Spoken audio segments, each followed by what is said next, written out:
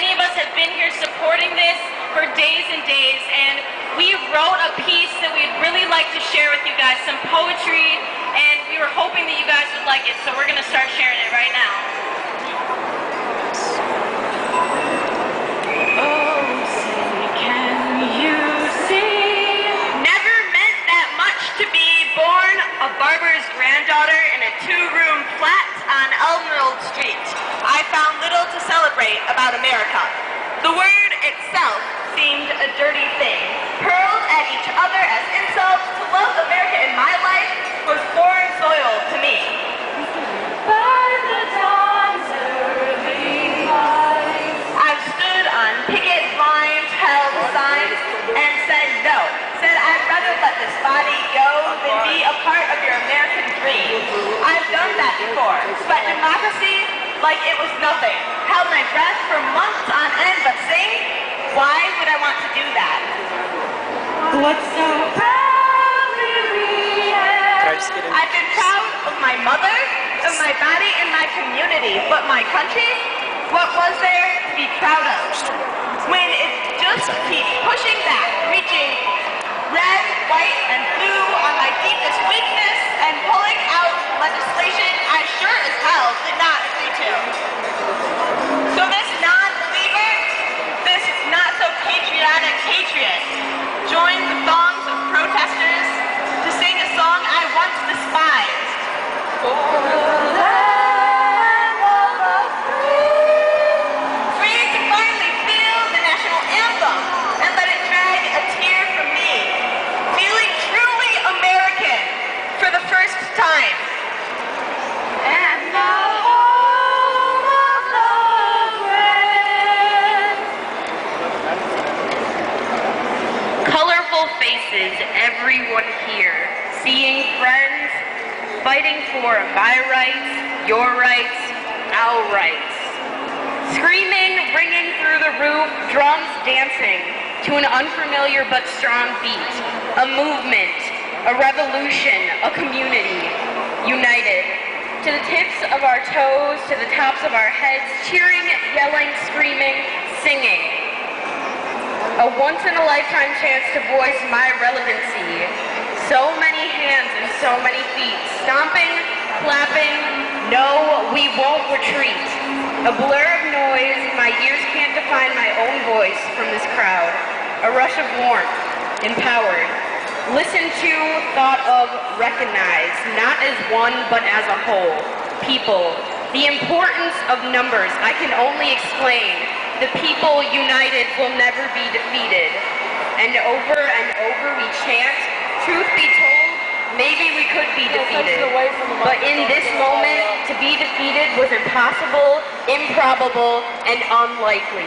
Even if this bill somehow passes, the memories of this movement are unforgettable, irreplaceable, and forever my history and my future.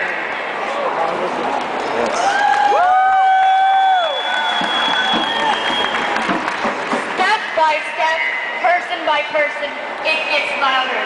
The sound like the battle cry of angelic warriors fighting for their beliefs, no, for their rights.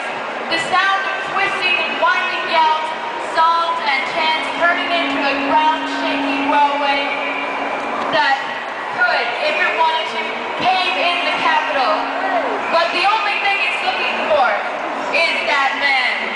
No, that dictator and his ideas, which are trying to pierce the hearts and the rights of our fair people, which to him are apparently wrong. And he thinks he can change something like this that will affect everyone's life. We won't do anything? Well, I think it's apparent to him now that he was horribly, horribly wrong. I smelled like summer in the February air. Red, blonde, brown, dyed, short, long hair. Breathing and flying in the wind. Walking to save potential and the future. Kill this bill. History taught us differently. People of all ages chanting, the exhilarating movements, emotion flow, and the energy weaves through the outside buildings. Unity is haunting him and haunting us. When it reaches out to touch him, he's in for it. When he sees us, maybe he'll understand. This isn't for my family's cause. This is for the people who I love and who won't let it pass. Thousands and thousands of people all raise their voices in fists demanding that their legislatures see that tackling a budget crisis by removing rights for workers isn't a solution. It's for the future of Wisconsin's economy. Well, I don't know about Scott Walker, but I don't live in the future. I live in the now, where people have been coming in by busload to fight for this now, to prevent a 50-year setback.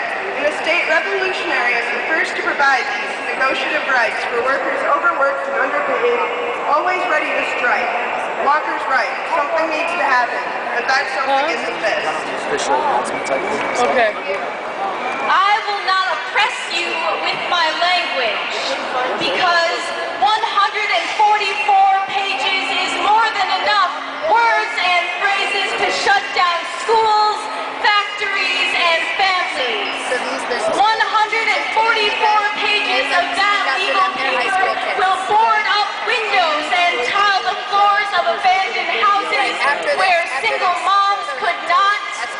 They will replace books on classroom shelves where teachers fought for their children but now cannot.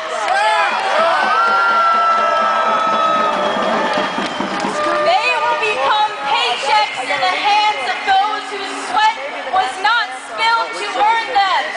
And those 144 pages would threaten to fill our throats like tear gas and deny our voices a chance to speak. So now we will shout, and the boots of our workers will clap thunder that will shake this soil so that you will hear us in heaven, Father, even though Scott Walker may not.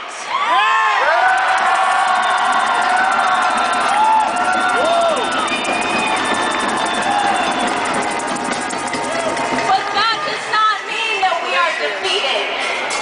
I will not oppress you with my language or my promises. Your point has been taken. You say we as a people should not fight over false notions of what tomorrow may bring.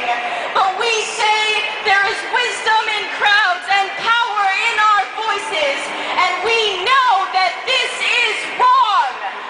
You may try to crush us with the marble heights of these walls, with the locks on your doors, and by slipping subordination under carpets right beside your unused moral fiber. But we will uproot you.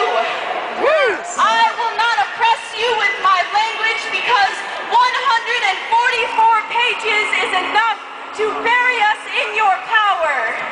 We cannot stand you, but we will stand together and fill these walls with our love and respect for each other, for our workers, firefighters, teachers, cops, miners, taxi drivers, soldiers, nurses, pilots, for our state, for our future. You are standing on a platform of democracy, Governor, but this is what democracy looks like.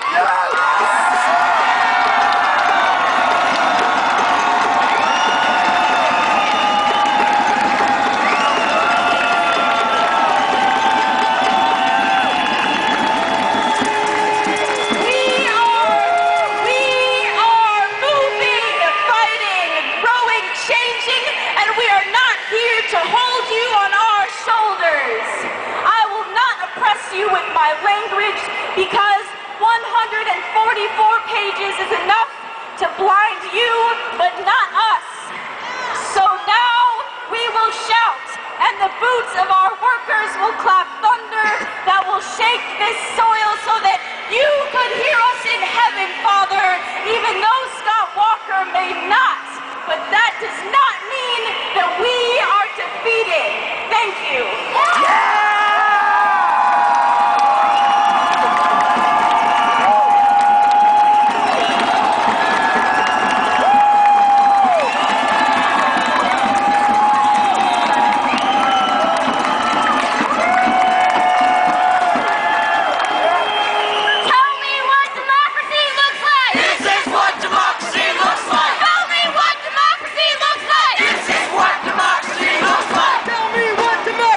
Like.mp4